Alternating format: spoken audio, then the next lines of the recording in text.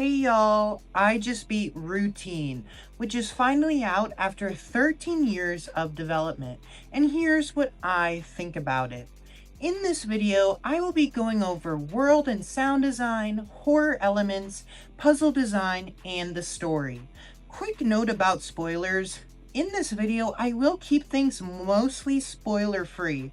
However, I will be including some small details that people may think of as minor spoilers.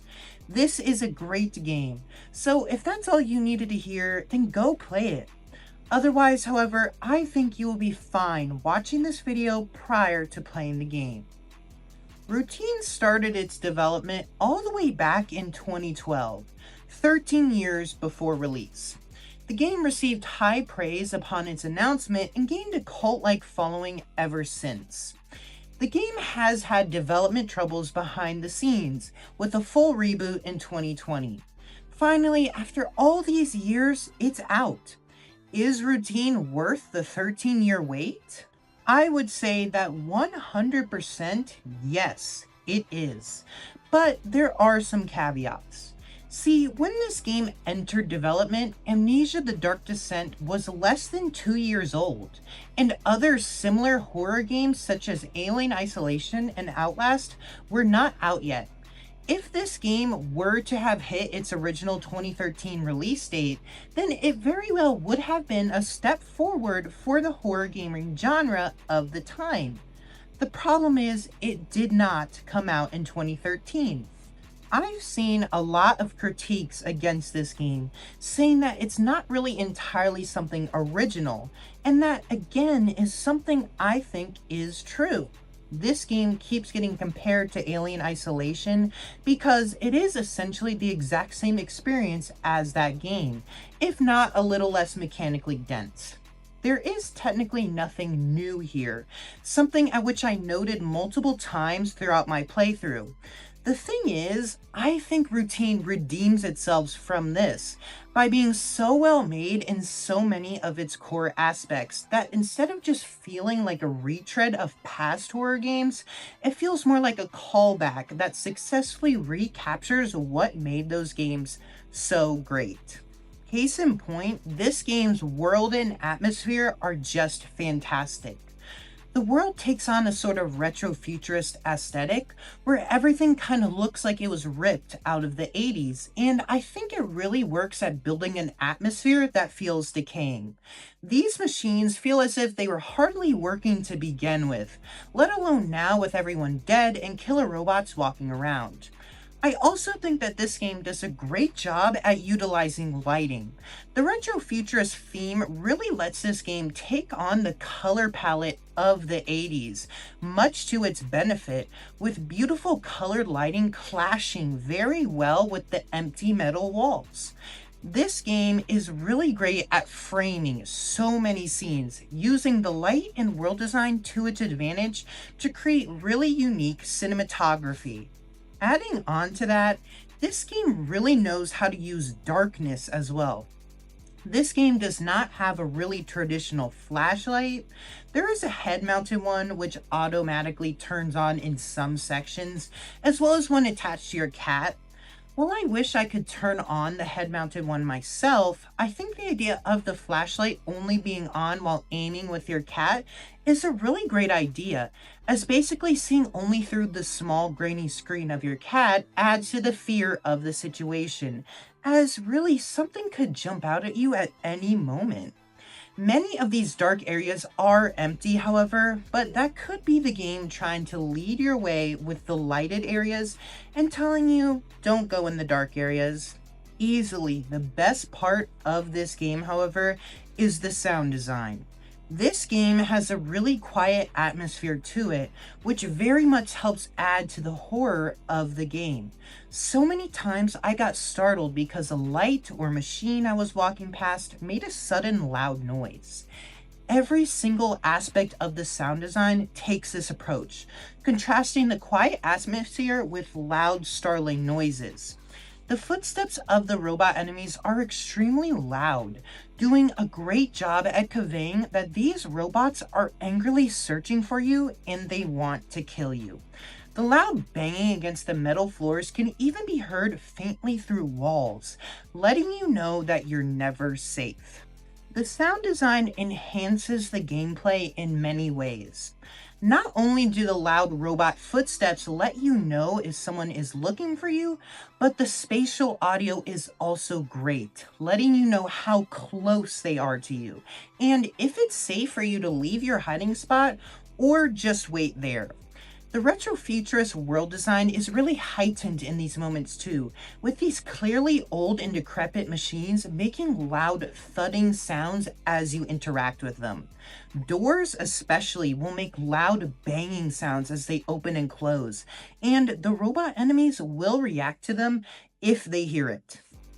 The world and sound design of this game work together to make a fantastic atmosphere for a horror game, and it works.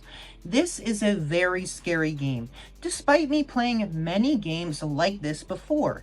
While the game can be a bit jump scare heavy, especially in the second half, most of the horror comes from the enemies that are tracking you down. The levels in this game are smartly designed to make you creep past active enemies chasing you down and travel further and further away from safe zones, not knowing when or if an enemy would spot you. My favorite moment in the entire game stems from this level design. I was being chased by a robot and ran down a brightly lit hallway which ended with a dead end in one entirely pitch black room. I ran into the room and hid in the dark behind some boxes. The robot stood in the doorway of the room, its shadow being cast into it by the light of the hallway. I hide as it starts to scan the room, and then nothing. I peer out of my hiding spot to see the robot deactivated, standing in the doorway. I stand up and go to walk past it to exit the room as it suddenly turns back on, grabbing me and throwing me back into the hallway. Moments like these are entirely built upon the game using all of its best aspects, firing on all cylinders. The sound design, the world design, the use of lighting, level design that pushes you further from save points, as well as enemy and encounter design. All of this happened literally in the first chapter of the game and set the tone for the rest of it.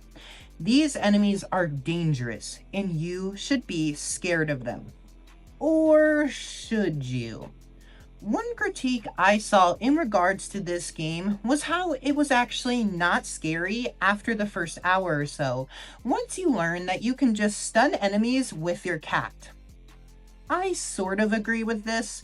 While I was completely immersed in this game's atmosphere the entire time, I do think that this could be a trap that many people could fall in. It costs 2 battery charges out of 3 to stun a robot. But with how prevalent batteries can be, you can just essentially stun them as much as you want. I chose, however, to not do that, as I prefer to save my resources for when I need them, rather than scrambling for a battery when I was in a pinch. The cat is also involved with another divisive aspect of this game, being the puzzles. From what I saw from early reviewers, people hated the puzzles in this game, and honestly, I don't understand why at all. Of the 6 chapters, each essentially involves solving a chapter-long puzzle while getting chased by enemies, and is this not standard for games like this? The puzzles in this game are very rarely complex, and even the hardest ones just push you to explore your environments, which is again extremely typical for horror game puzzles. I do think that the lack of a map may be a turnoff for some people. However, each area is actually pretty small, allowing you to create a pretty good mental map in your head. The puzzles in this game aren't very hard either, being probably the right kind of challenge for me at least. Most puzzle solutions are essentially just go down the one path that you haven't yet and hit a button to open another path or door. There is one puzzle in Chapter 4 that deviates from this, which is a fuse box puzzle, which tasks the player at opening and closing multiple different paths. I've seen a lot of people call this part terrible, and this is literally one of the smallest areas in the entire game. So it's actually pretty easy to create a mental map and figure out what to do. Sure, at first it may be a little overwhelming, but if you just interact with the puzzle the way the game wants you to, you can narrow down what you need to do pretty quickly. I think that this game does a really great job at leading the player to solving these puzzles. Most puzzle solutions are either directly told to you through in-game notes or explicitly hinted at. One that sticks out to me is one of the first puzzles in the game, where you need to enter your ID code into a terminal. Directly next to that terminal is an in-game announcement letter which reminds you that everyone must visibly wear their ID code on their breast, leading me to look down, see it there, and type the code into the terminal. Stuff like this really adds to the game for me, guiding the player without ever having to break the immersion. If you do get completely stuck, however, there is an in-game task menu that will literally just tell you exactly how to solve a puzzle, which is great because it keeps players in the world of the game rather than looking online for how to solve a puzzle. While I think these puzzles may be a bit lacking for those who want really hard and thought-provoking Silent Hill-esque puzzles, I think what is here does a great job at keeping the pacing pretty brisk and not letting the player get lost much. So yeah, this game really succeeds at being a high-quality horror game. The gameplay here is overall great, with good puzzle design and some scary gameplay encounters. The thing is though, I don't think this game is perfect by any means. For me, this game has one major flaw: the story. I would say that the story starts off actually pretty strong, albeit a bit generic. The story here is kind of similar to something like System Shock, where an AI has started malfunctioning and you were sent to fix it, and then suddenly wake up one day and everything's gone to hell. While it is a bit derivative, I think that this story sets up a really great central goal of shutting down the AI and escaping, all while trying to figure out what happened. The problem here is just that it loses all momentum in where it's trying to go. See, this game features a pretty big twist, I guess you could say, about halfway through. But the problem is just that it's so entirely obvious what is happening that I guess the twist in probably the first 20 to 30 minutes of the game. This game, of course, features emails from all the dead residents of this moon base, and they just really spell it out so clearly as to what is happening that I really didn't even have to guess much as to what the twist would be, because the game just kept giving me more and more evidence proving I was correct.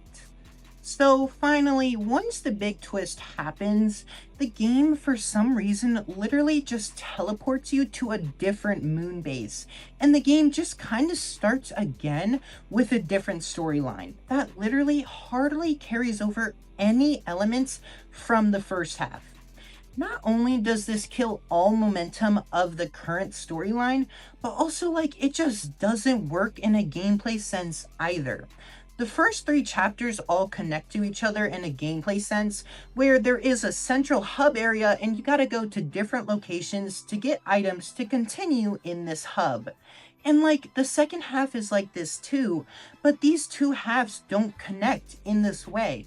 So the jump between the first and second half is jarring and not in a good way. The ending as well is just entirely unsatisfying, with some strange cutscenes trying to convey the game's themes, and then an ending cutscene that is just like reading some documents and that's it. It feels like they ran out of time or budget, because the entire thing the second half is leading up to is just hardly shown and it feels very underwhelming. The story here just kind of sucks and really hurts this game for me, but I do think that there is sequel potential here, and this game definitely deserves it. The world and sound design, as well as the enemy encounters and puzzles, all come together to make a great game, with even some interesting story ideas here and there. While there may be not much new here, this is an old style of horror game refined. These days, we really only get survival horror games like Resident Evil, Silent Hill, Dead Space, or Chronos. And while I love all these games, it's nice to get an old-fashioned hide-and-seek type horror game, especially one that does it almost flawlessly. I recommend Routine. 8 out of 10. Well, y'all, that's my review of Routine. I would really appreciate it if you could like, comment, or even subscribe. That's all I gotta say in terms of my review, but I do want to take the last few moments to talk about me and my channel. Okay, so let's see. One thing I do want to talk about is how last video, my Five Nights at Freddy's review, I think I said this at the end, I was like, I'm gonna do a better thumbnail and I'm gonna do like a intro hook. And that video is my worst performing video yet. And it's also my worst performing video on TikTok. So I'm just wondering, like, that video came out a week after the movie. Maybe, like, nobody wanted to watch it because of that. But I don't know, like, I bring that up because I want to say it's discouraging to see stuff like that on both TikTok and YouTube. And, like, I'm not perfect at making videos. I definitely got to get stronger at my hook game and I guess making thumbnails too. But it's discouraging, especially because, like, I have this video and then I have a ranking Lego game script already done and my first of a new series on TikTok, like, script done. So I want to record both of those and edit them before I, like, start playing my next game. So the next game I want to play is Night in the Woods. I just want to replay it just for me, not for a video or anything. But it's like, I don't have the time to do that because not only do I have to study and write an essay for my finals, but also, like, I have 8 TikToks to make and 2 YouTube videos, including this one. And it takes me ages to edit. Like, a 30-minute YouTube video can take me like 4 hours to edit because of, like, downloading times, and exporting takes like hours. I don't understand why it takes so long. But that's something I'm feeling recently where it's like, I want to do things other than YouTube, but it's also like, writing this script was so fun, and it's so fun to see a completed product. Like, I love completing these scripts and sharing them to the world, even if nobody watches it, because I have the hope that one day someone will watch this fucking video of Routine and be like, wow, this is a great review. So segueing into that, this is my first positive video in like a long time. So this year I've been afraid I've been too positive because there's about a 3-month period where every single new game coming out, and there's like 5 new games a month, by the way. Every single new game coming out, I was like, wow, this is fire. This is fire. I love this. This month, December and November, have not been like that. It's like a switch flipped. There's been a lot of bad games coming out and bad movies and bad everything. So yeah, it's been good for my YouTube, I guess, because it's easier to write reviews on that. But also, like, it's just a ton of negativity to start out my YouTube channel with. So it's good that, like, this is a really positive video, probably my most positive one yet, and it's decently long. Like, this video should at least be over 15 minutes, maybe 20, I don't know yet. But it's all positive, and I love this game. I think it's a really great game, and I'm just happy to see that. So yeah, that's all I gotta say. So yeah, I'm gonna come out with, like, those videos that I said earlier. Avatar, DLC, and movie combined video should come. And then my end of year ranking video. I don't know if I'll do the Smiling Friends yet. I'm thinking of saving that for January. Because I don't know when I'm gonna upload then. But yeah, you know, that's all I got coming. Next up should probably be Avatar, maybe the Lego video. I don't know. But yeah, that's all I gotta say, y'all. I appreciate it if you watched this far. I would really appreciate it if you could subscribe. But yeah, that's all I gotta say. Bye!